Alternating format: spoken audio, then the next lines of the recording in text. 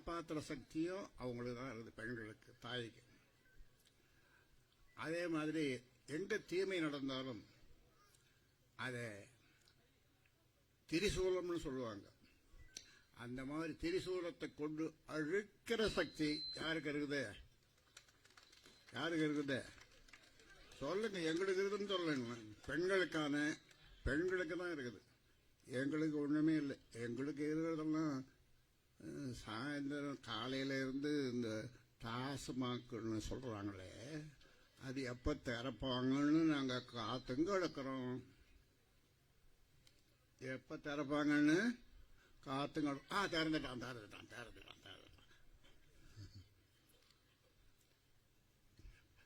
ஆண்கள் இப்படியா ஆனாங்க, அவங்களும் ஆகல, ஆக்கப்பட்டார். இப்ப புகழேந்தி அவர் தான் கட்சியினுடைய இந்த மாவட்டத்தினுடைய தலைவர். நம்ம எல்லாம் வரவேற்றார். ஓய்வுன்னா ஒண்ணுமே தெரியவே தெரியாது. ஓய்வே கிடையாது. ஒரு நாள் 24 மணி நேரம். இப்ப பேசி அமர்ந்திருக்கின்ற ஓய்வறியா உழைப்பாளி தியாகச்சம்மல், சட்டமன்ற உறுப்பினர், பக்கத்தில் இருக்கார தலைமை நிலைய செயலாளர் அன்பழகன், மாநில வன்னியர் சங்கத்தினுடைய செயலாளர் வைத்தி, இப்படி லண்டன்ல இருந்து இப்ப நேரம் இங்கதான் வந்து இறங்கியிருக்காரு அன்பழகன். எங்க அந்த லண்டன் இருக்கு? ஆமா, பிரிட்டிஷ் ஏர்வேல வந்தார். இப்படி இந்த கிராமத்தில் இருக்கிற மக்கள் ஒரு காலத்தில் அன்று ஒரு நாடு இருந்தது.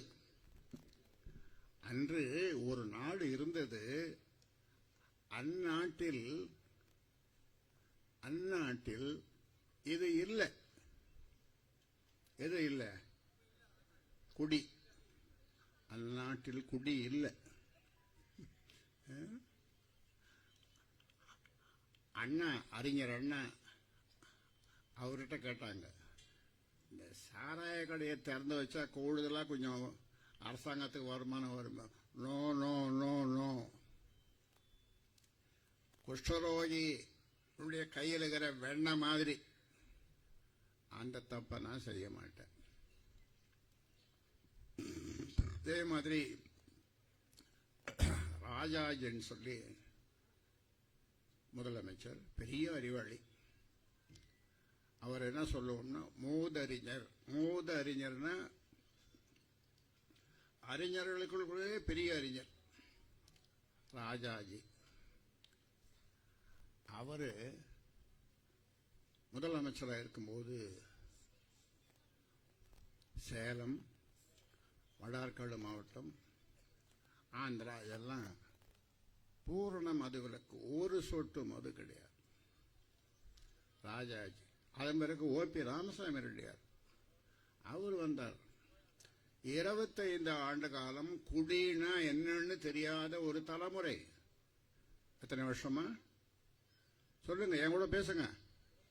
25 வருஷம் குடினா என்னன்னு தெரியாத மக்கள். அப்ப சொல்லுவாங்க, இந்த பனைமரத்தின் கீழே போய் நின்று பாலை குடிச்சா கூட தப்பா போயிடும், அதனால பனைமரத்தின் கீழே கூட போக மாட்டோம். பனைமரத்தின் கீழே கூட போய் நிக்க மாட்டான். ஏன்? இவன் என்னமோ கள்ளு குடிக்கிறதுக்கு வந்திருக்கான் போல இருக்குதுன்னு மற்றவங்க பேசிக்குவாங்கன்னு கொஞ்சம் தூரம் 20 அடி 30 அடி தூரத்தை நிற்பான். பனைமரத்தின் கீழே கூட நிக்க மாட்டான். அப்படிப்பட்ட ஒரு நாடு இருந்தது. ராஜாஜி, ஓமந்தூர் ராமசாமி ரெட்டியார், பேரறிஞர் அண்ணா இவர்களெல்லாம் தமிழ்நாட்டில் ஆளும்போது ஒரு சொட்டு மது கிடையாது. ஒரு சொட்டு மது கிடையாது. ஆமா, பெரியார் அவர்கள் இந்த அவருக்கு சொந்தமான 500 தென்னை மரங்களை அவங்க சகோதரிகள் மனைவி எல்லாம் சேர்த்து வெட்டி வீழ்த்தினாங்க. ஏன்னா இதில் இருந்து கல்ல இருக்கிறாங்கன்ட்டு பெரியார்.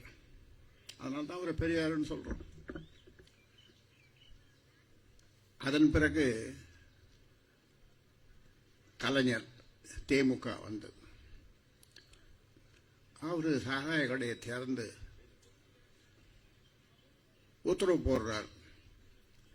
ராஜாஜி 94 வயசு ராஜாஜி. நான் சொன்னல மூதறிஞர். நல்ல மழை, கொட்டும் மழையில கொடை பிடிச்சி 94 வயசு கலைஞர் வீட்டுக்கு போறார். கலைஞர் முதலமைச்சர். போய் வேணாங்க, இந்த தப்பை பண்ணாதீங்க, 25 ஒரு தலைமுறை குடின்னா என்னன்னு தெரியாம வளர்ந்துட்டாங்க, வேணாங்க இந்த தப்பை செய்யாதீங்கன்னு ராஜாஜி கேட்டார். யார்கிட்ட போய் கேட்டார்? சொல்லுங்களேன், பேசுங்க. கலைஞர்கிட்ட. எத்தனை வயசு அவருக்கு ராஜாஜிக்கு அப்போ? 94 வயசு. கொட்டும் மழையில கொடை பிடிச்சுன்னு போய் கேட்கிறாரு. ஆனா போய் கேட்டாரு. 3ஆம் நாள் கள்ளிக்கடை சாராய கடையை திறந்தார். யார் திறந்தது? சத்தமா சொல்லுங்க. கலைஞர். எந்த கட்சி? இந்த பாரதியார்னு நீங்க கேள்விப்பட்டிருப்பீங்க.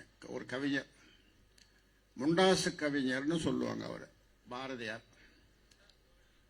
அவரு ஒரு பாட்டு பண்ணார். என்ன பாட்டு பண்ணார்? ஆலைகள் செய்வோம், ஆலைகள் செய்வோம், கல்வி சாலைகள் செய்வோம் அப்படின்னு அவர் பாடினார். அதை திமுக காரங்க தப்பா புரிஞ்சுக்கின்னு ஆலைகள் செய்வோம்னா பாரதியார் சாராய ஆலை செய்வோம்னு சொல்லிட்டார்கள். திமுக காரங்க ஓ பாரதியாரே சொல்லிட்டாரு, அப்புறம் என்னப்பா நீ ஒரு ஆலை எடுத்துக்க சாராய ஆலை, நீ ஒரு சாராய எடுத்துக்க, பீர் பிராந்தி உஸ்கி கிஸ்கி, அதுக்கு ஒரு ஆலை நீ எடுத்துக்கோ.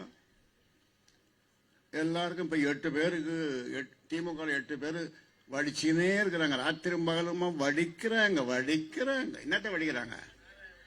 சாராயத்தை வடிக்கிறாங்க. அது மட்டும் வடிஞ்சுனே இருக்குது. இங்க நம்ம சொந்தம் என்ன பண்றான்? காலையிலே காத்துக்கிறான். அவன் அடிச்சதை குடிக்கிறதுக்கு குடிச்சிட்டு நேரா வருவான் வீட்டுக்கு. ஏண்டி இத மனுஷன் சாப்பிடுவானா அப்படின்னு பொண்டாட்டிக்கிட்ட அந்த சோத்தை எடுத்து அப்படியே அடிப்பான் செவத்துல. பொண்ணு பிள்ளைங்கள்லாம் அப்பா அடிக்காதப்பா, தினம் அடிக்கிறியப்பா, அம்மாவை அடிக்காதப்பா, குடிக்காதப்பா, எட்டி உதைப்பான். அந்த குழந்தை போய் அங்க விழும். இந்த நிலைமை இன்னைக்கு வரைக்கும் இருக்கு. இதனுடைய கொடுமைய கள்ளக்குறிச்சியில் என்ன ஊர் அது? கருணாபுரம். 60 பேர் 65 பேர் சாராயம் குடிச்சு, கள்ள சாராயம் குடிச்சு, எல்லாம் ஒரே சாராயம் தான். கள்ள சாராயம், நல்ல சாராயம், அந்த சாராயம், இந்த சாராயம், சீமை சரக்கு, அப்படி சீமையிலேருந்து வந்த சரக்கு, வராத சரக்கு, எல்லாம் அவ்வளோ பேர் சத்தான். ஆமா, ஆமா. இவங்க என்ன பண்ணாங்க? இந்த தாய்மார்களுக்கெல்லாம் சொல்றேன், சாராய பாட்டில் கீழே எழுதினாங்க, மது, அதாவது சாராயம், உயிருக்கு கேடு, உயிருக்கே கேளம். அப்புறம் என்ன கேடுன்னு எழுதினாங்கன்னா, வீட்டுக்கு கேடு, வீட்டுக்கும் கேளம். அப்புறம் நாம வாழறமே இந்த நாடு, அதுக்கும் கேளம். இதை எழுதி விட்டுட்டு பாட்டில்ல நன்னா குடிங்கோ. என்ன சொன்னாங்க? நன்னா குடிங்கோ, நல்லா குடிங்கோ. ஏன்னா அதுல வர வருமானத்தை வச்சுதான் உங்களுக்கு இந்த தேர்தல் நேரத்தில் டோக்கன் கொடுப்பாங்க. இப்போ முன்னால அந்த காலத்தில் ஒருத்தர் தேர்தலில் நின்னார். காஞ்சிபுரம்னு ஒரு ஊர். அவர் ஒரு பஸ் ஓனர், நடேச முதலியார். அவர் என்ன பண்ணார், வெத்தலைப்பாக்கில் பெருமாள் படத்தை வச்சு முதல் அப்பதான் கொடுத்தார். இன்னைக்கு பார்த்தீங்கன்னா இங்க இந்த ஊர்ல இந்த தொகுதியில் இடைத்தேர்தலில் 1000 ஒரு தரம், 1500 2 தரம், 2000 3 தரம். 4வது யாரா கேட்க போறீங்களா? கேட்பாங்க, வரும். இப்ப இந்த கூட்டத்துக்கு போனீங்கன்னா உனக்கு பணம் கிடையாது, போடா, அசிங்கமா சொல்லணும் நம்ம பாட்டிங்க, போடா பையா. அந்த வார்த்தையை சொல்லக்கூடாது மேடையில். நீ கொடுத்து இந்த படத்தை வைக்கிறடா, நான் இவ்வளோ நாளாக அந்த குழந்தைங்களை படிக்க வச்சேன், என் பேரன் பேத்திகள்லாம் கல்யாணம் பண்ணி கொடுத்தேன் அப்படின்னு பாட்டி சொல்லுது. கூட்டத்துக்கு போகக்கூடாதாமே. அதனால நீங்க நல்லா வாழணும், உங்க பிள்ளைங்க படிக்கணும், உங்க பேரன் பேத்திகள் நல்லா படிக்கணும். படிக்கணும்னு நாங்க சொல்றோம், பாடுபடுறோம். எனக்கு 86 வயசு வரப்போகுது. 85 முடிஞ்சு 86, இந்த மாசம் 25ஆம் தேதி 86. 45 வருஷமா உங்களுக்காக நான் போராடிட்டு இருக்கிறேன். இப்ப தலைவர் சொன்னாரு, மகாத்மா காந்தி தான் எந்த வேலைக்கு போனது, எந்த பதவியும் கிடையாது. அது மாதிரிதான் நான் இருக்கிறேன். 90,000 கிராமங்களுக்கு நான் போயிருக்கிறேன். 90,000 கிராமங்கள் என் கால் பற்று. போகும்போது அப்போ அந்த காலத்தில் பெண்கள் ஆலத்தி எடுப்பாங்க, ₹1 நாணயம் அப்போ அதில் போடுவாங்க. எனக்கு அப்போ கொடுப்பாங்க ₹1 நாணயம். இன்னைக்கு பார்த்தா ஐயோ, இதெல்லாம் எங்கிருந்து வந்ததுன்னா, நான் தாய்மார்களுக்கு ஒன்று சொல்றேன். திமுக தொடக்க காலம், அப்போ அந்த காலத்தில் அவங்க எம்எல்ஏலாம் இல்லை. முதல்ல ஒரு 15 எம்எல்ஏ, அப்புறம் ஒரு 50 எம்எல்ஏ, அப்புறமா ஆட்சி பிடிச்சிட்டாங்க. அப்போ இந்த மாதிரி பொதுக்கூட்டத்தில் திமுக பேசுவாங்க, தலைவர் ஒருத்தர் பேசுவார். 2-3 பேர் என்ன பண்ணா, துண்டு எடுத்துன்னு போய் அந்த கூட்டத்துக்கு வந்தவங்கள்ட்டலாம் துண்டு எடுத்துட்டு போ, காலெல்லாம் போடுங்க, அரைனா போடுங்க, ஓரனா போடுங்க. அப்ப காலெல்லாம் அரைனா ஓரனா ₹1 துண்டுல போடுவாங்க. இந்த துண்டுல 3 பேர் வாங்கி வந்து இப்படி உட்காந்துக்குவாங்க கீழே. எண்ணி ₹29.08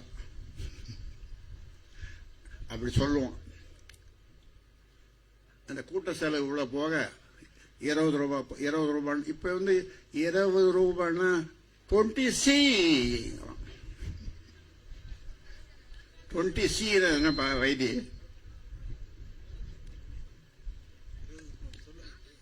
20C என்னமா? 20 கோடி. ஏன் தாய்மார்கள் எவ்வளவு வயதான இவங்கெல்லாம் என்ன சொல்லுவாங்க சொல்ல தெரியுமா? நான் தெருக்கோழி தான் பார்த்திருக்கிறேன். நான் செத்தன்னா அந்த பாட்டி சொல்ல, நான் செத்தன்னா எங்க வீட்டுல இருந்து ஒரு கோடி எடுத்து அது போடுவாங்க. இப்ப என்னமோ சிசிங்கிறான், குரோர் கோடியாம், கோடி லட்சம் போய் கோடி. இப்போ அப்ப சொல்லுவாங்க இவன் லட்சாதிபதினாங்க. இப்ப லட்சாதிபதினு சொன்ன, லட்சாதிபதி அவன் பேரு கோடீஸ்வரன். கோடியா வச்சுக்கணும். எத்தனை கோடி இருக்கும்? ரொம்ப அதிகமா இல்லை, அவங்ககிட்ட ஒரு 1000 கோடி. எவ்வளவு கோடி? 1000 கோடி. இப்போ இதெல்லாம் எங்க? வயல்ல இறங்கி நாத்து விட்டு அந்த நாத்தை பறிச்சு நடவு நட்டு களை எடுத்து களை எடுத்த பிறகு அது அந்த நெல் இப்படி கொலை சாயும், அழகா சாயும். அத கொலை சாய்ஞ்ச நெல்ல கிளி கொத்தும். கிளி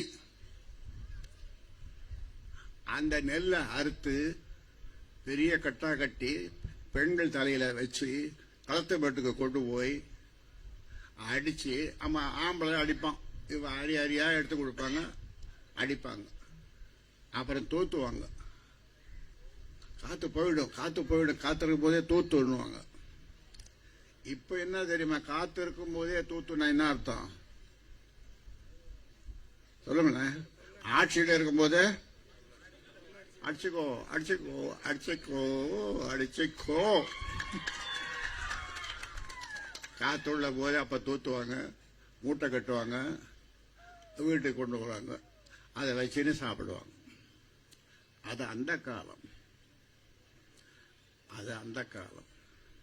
இந்த காலத்துல யார் உழைக்கிறாங்க? இந்த காலத்துல மிஷின் வந்துருது, அது கொஞ்சம் வேலை செய்யுது கூட, அது வேற. ஆனா இன்னைக்கு நிலைமை என்ன? இப்ப நாம என்ன சொல்றோம், இந்த பிள்ளைகள்லாம், உங்க பிள்ளைகள் பேரன் பேத்திகள் எல்லாம் படிக்கணும் படிக்கணும் படிக்கணும், கலெக்டர் ஆகணும், டாக்டர் ஆகணும், எல்லா வேலைக்கும் போகணும், பெரிய பெரிய விஞ்ஞானி ஆகணும், அப்படி ஆகணும் இப்படி ஆகணும்னு இந்த ராமதாசும் நம்ம தலைவர் ஜி கே மணியும் இங்க இருக்கிறவங்க எல்லாரும் நாங்க பாடுபட்டு இருக்கோம். நாங்க படிங்க படிங்க படிங்கன்னு சொல்றோம், அவங்க என்ன சொல்றாங்க, குடிங்க குடிங்க குடிங்க. நீங்க படிங்க படிங்க, உங்க பேரன் பேத்திகள், உங்க பிள்ளைங்க, பெண் பிள்ளைகள் எல்லாம் படிங்க படிங்கன்னு சொல்ற எங்களுக்கு நீங்க ஓட்டு போடுவீங்களா? குடிங்க குடிங்க அப்படின்னு ஒரு 2000 கொடுத்து ஒரு ஓட்டுக்கு விலை பேசுற சீமான்கள் என்னது, இந்த பெரிய ஆளுங்க, பெரிய பணக்காரர்கள். நான் வேற ஏதாவது நினைச்சு போறீங்க, பெரிய ஆளுங்க இவங்களெல்லாம். ஒரு ஓட்டுக்கு 2000, அது அதிகமாக கூட போகும். ஆனா நான் என்ன சொல்றேன், வாங்கிக்கங்க, வாங்கி சொல்லாம வாங்கிக்கங்க. அது யார் படம், எங்கிருந்து வந்தது? அது கொள்ளையடிச்ச படம் தான். அதனால வாங்கிக்கங்க. ஆனா ஆமா, எவ்வளவு கொடுத்தாலும் வாங்கிக்க. ஆனா ஓட்டு போடும்போது மட்டும் மாம்பழம், ஓட்டு போடும்போது மட்டும் மாம்பழம். அதனால ஆமா, இது நம்ம கோயில், திரௌபதி அம்மன் கோயில்.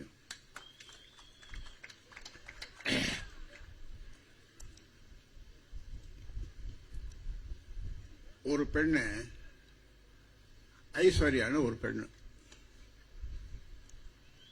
அது ஒரு நாள் எனக்கு மருங்கூர், பண்ருட்டி பக்கத்தில் மருங்கூர்னு ஒரு கடலூர் மாவட்டம், அந்த பொண்ணு எனக்கு போன் பண்ணி, ஐயா நான் ஐஏஎஸ் பாஸ் பண்ணிட்டேன் அப்படின்னு,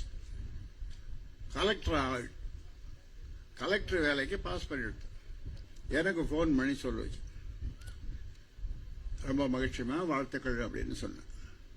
ஐயா என்ன சொல்லுது அப்புறம் மறுபடியும், இதெல்லாம் உங்களால் தான் கிடைச்சது.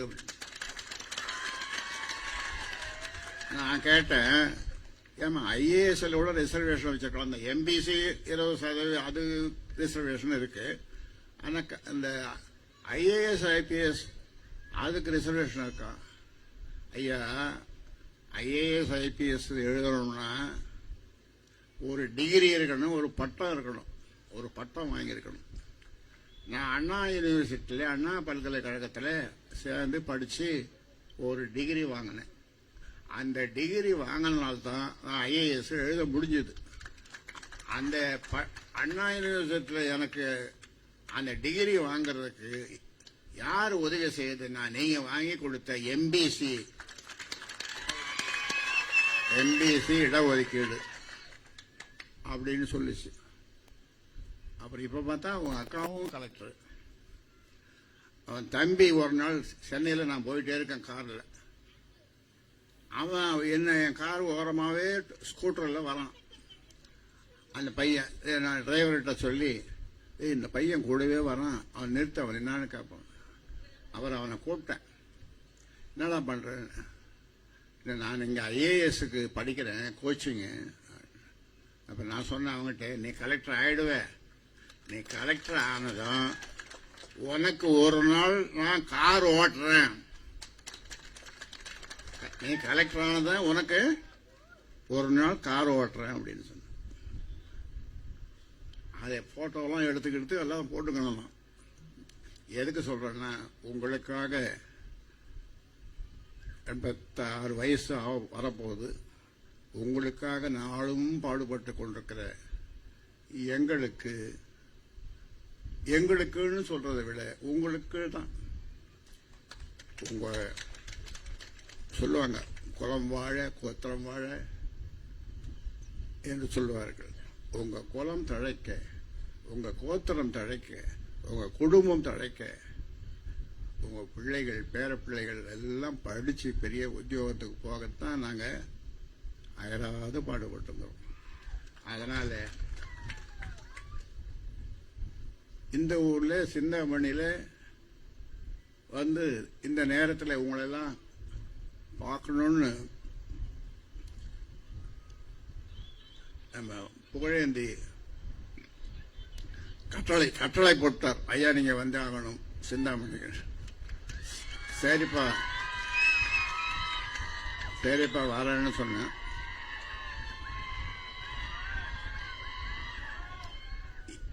என் மனைவி சொன்னாங்க, சும்மா எங்கன்னா உட்காந்துருக்கூடாது, இந்த வயசுலயும் முடியாத வயசுலயும் ஓடுறீங்களே அப்படின்னு. வரும்போது கூட திட்டினாங்க, நீ ஒரு பக்கம் திட்டிக்கோ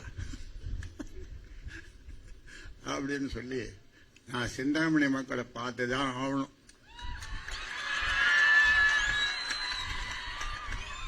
அப்படின்னு சொல்லி கிளம்பி வந்துட்டேன். இன்னொரு ஊருக்கு போகணும்.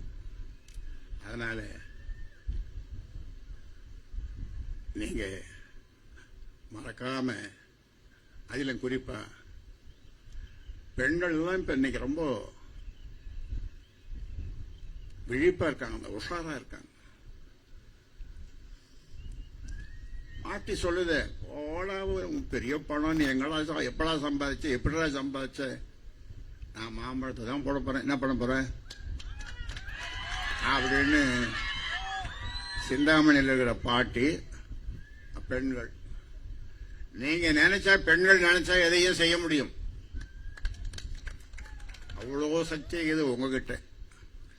உங்க ஓட்டு அதிகம், ஆண்கள் ஓட்டு குறைவு. நீங்கெல்லாம் மெஜாரிட்டி, நாங்கள்லாம் மைனாரிட்டி. ஏன்னா உங்க ஓட்டு அதிகம். 100 ஓட்டுன்னா 51 ஓட்டு பெண்கள் ஓட்டு, 49 ஓட்டு ஆண்கள் ஓட்டு. அப்ப நீங்க மெஜாரிட்டி, நாங்க மைனாரிட்டி இல்லையா? அதனால நீங்க நினைச்சீங்கன்னா அரசாங்கத்தை மாற்ற முடியும், வீட்டுக்கு அனுப்ப முடியும், கொள்ளையர்களை நீங்கள் விரட்ட முடியும், கருணாபுரம் நடக்காமல் பார்த்து கொள்ள முடியும். டாஸ்மாக் சாராயம் அப்படிங்கிறான், அது ஒரு இடத்துல டாஸ்மாக் கடை, அப்புறம் பாத்தீங்கன்னா சந்து கடை, சந்து கடை. அது எந்த சந்தையில, இந்த சந்தையிலையும் விற்பாங்க, அந்த சந்தையிலையும் விற்பாங்க. அப்புறம் என்னடா, பாக்கெட்லயும் விற்பாங்க, சின்ன சின்ன பாக்கெட்ல இதெல்லாம் கொடுப்பாங்க. வஞ்சனம் இல்லாம யார் ஒன்றாலும் வாங்கி கொடுத்துரும். எழுப்பாவிகளா, சாராயம் தான் விற்கிறீங்க. எங்களுடைய குல தெய்வங்களா இருக்கிற இந்த இளைஞர்கள், பிள்ளைகள், பள்ளிக்கூடம் படிக்கிற அந்த குல தெய்வங்களை கஞ்சா கொடுத்து கெடுக்கிறீங்களப்பா.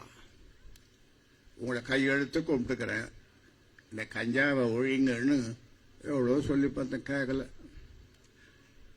இப்போ இந்த கஞ்சா, கள்ள சாராயம், அந்த சாராயம், சந்து சாராயம், பொந்து சாராயம், இந்த சாராயம்லாம் ஒழியணும்னா இந்த விக்கிரவாண்டி தொகுதியில மாம்பழம் ஜெயிக்கணும். மாம்பழம் ஜெயிக்கணும்னா உங்க சொல்லுவாங்க, உங்கள் பொன்னான வாக்குகளை விலை மதிக்க முடியாத வாக்குகளை, உங்கள் பொன்னான வாக்குகளை விலை மதிக்க முடியாத வாக்குகள். இப்படி இப்படி கும்பிடுவான், அப்படி கும்பிடுவான், இப்படி இப்படியும் கும்பிடுவான். அப்புறம் மேல கும்பிடுவான், மேல கும்பிடுவான். அவன் கும்பலை பார்த்தா அந்த அழகு பல கோணத்தில் பல படுத்த சினிமாவில் தான் எடுத்துக்கெல்லாம் காட்டுறானுங்களே. நீங்கள் தான் சினிமா பார்க்குறீங்களே. ஆமாம், பொண்ணான வாக்குகளை. ஆமாம், உனக்கு என்ன வேணும்? மூக்குத்தி வேணுமா, இல்லை கம்மல் வேணுமா, ஒரிஜினலாக வேணுமா, டூப்ளிகேட்டாக வேணுமா, எது வேணாலும் உங்களுக்கு கொடுக்குறோம். ஆனால் திமுக மட்டும் நீ மறக்காம போடுங்க. இந்த மாம்பழத்துக்காரனுக்கு போடாதீங்க. ஏன்னா அவன் சாராயம் வேணான்னு சொல்றான், படிக்க சொல்றான். ஆமா, ஜாதி வாரியா கணக்கெடுப்பு எடுக்க சொல்றாங்க. நம்ம தலைவர் ஓய்வறியா உழைப்பாளி அது பேசுறாரு, சட்டமன்றத்திலேயே பேசுறாரு. இது எங்களுக்கு அதிகாரம் கிடையாது, அங்க டெல்லிக்காரனு தான் அதிகாரங்கிறாரு முதலமைச்சர். உங்களுக்கு இருக்கிற அதிகாரம் உங்களுக்கே தெரியலங்கிறாரு ஜி.கே. மணி தலைவர். ஜாதிவாரி கணக்கெடுப்பு எடுத்துட்டா வன்னியர்கள் அதிகமா இருக்கிறாங்கன்றது தெரிஞ்சிருமோ.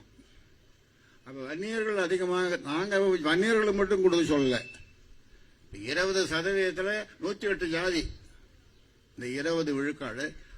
நான் போறேன்னு நான் ஜெயிலுக்கு போனேன்.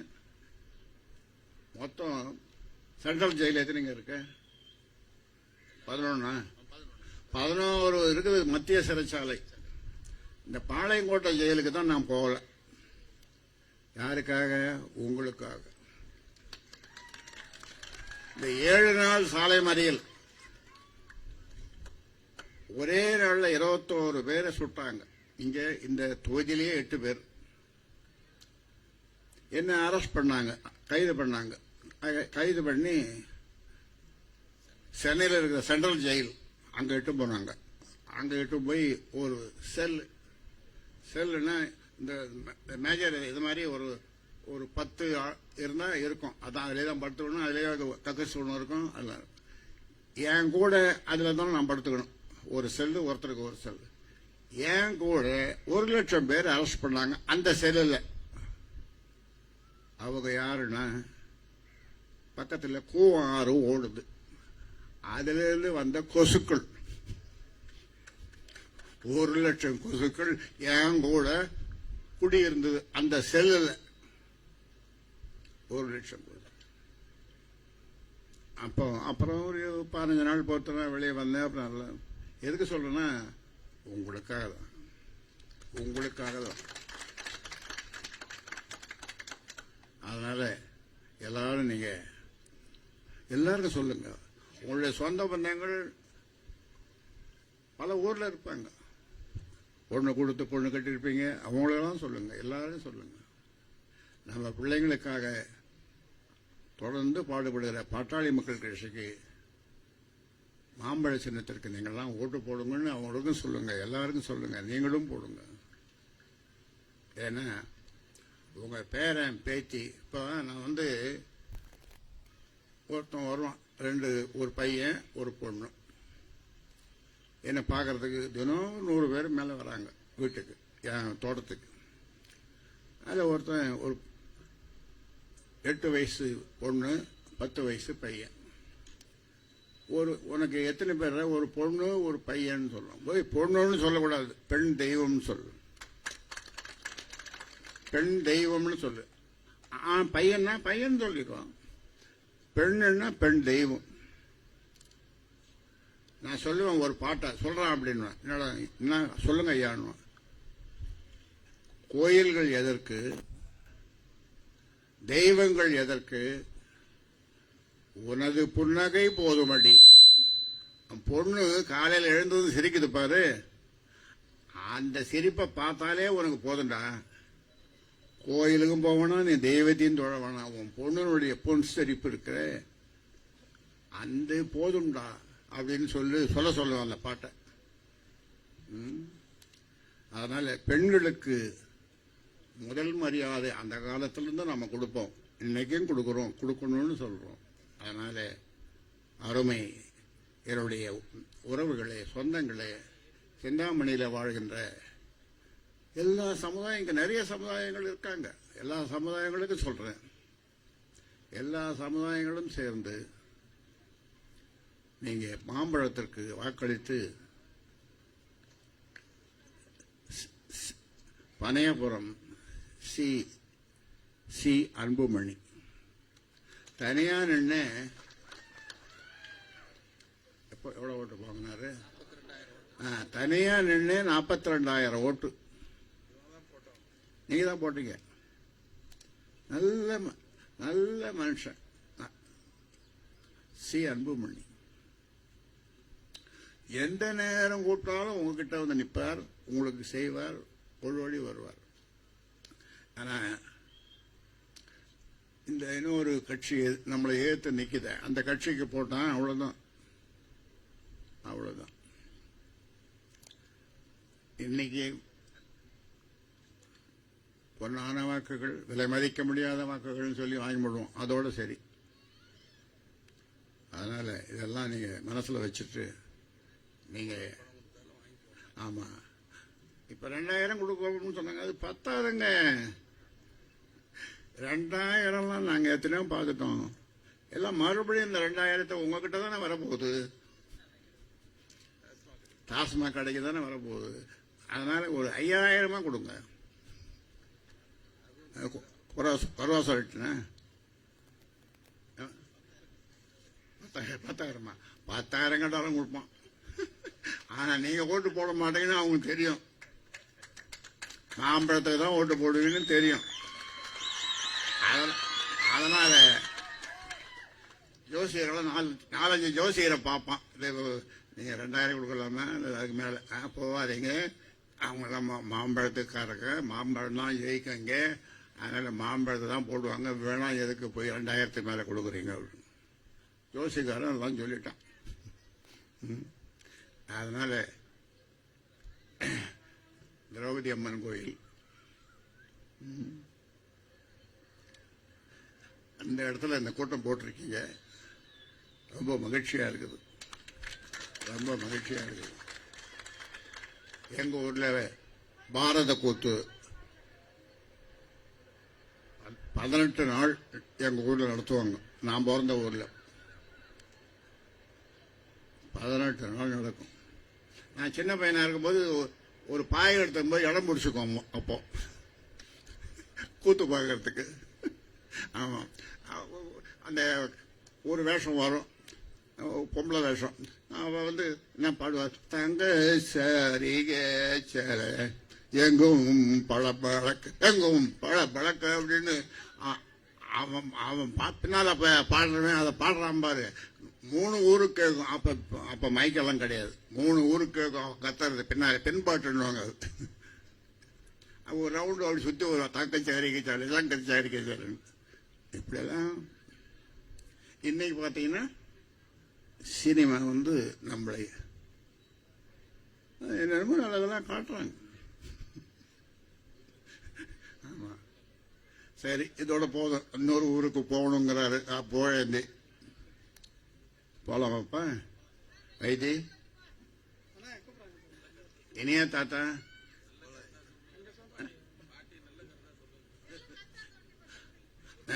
பாட்டி, நீ அருள் வாக்கு நல்ல வாக்கா சொல்லு எனக்கு.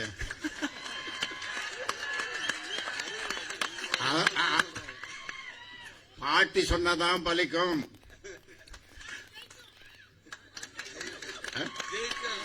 ஜெயிக்கும், மாம்பழம் ஜெயிக்கும். நன்றி, வணக்கம்.